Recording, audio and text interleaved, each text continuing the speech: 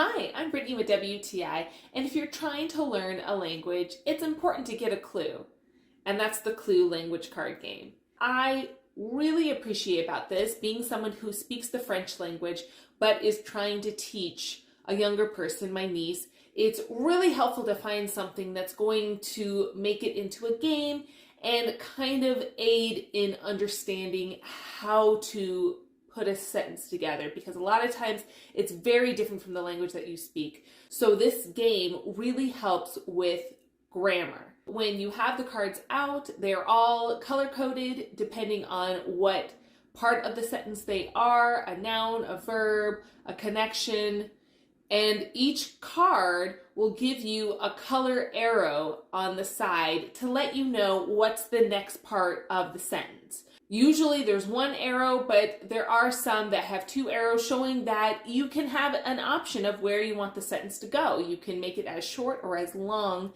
as you want, and that's really the purpose of the game. It's pushing you to create sentences and also to create more complicated sentences, to really force your brain to think and to construct these ideas in this foreign language, which is the hardest thing. You can learn as many words as you want to learn, but if you don't know how to put them together, you're going to be very limited in your ability to communicate with people.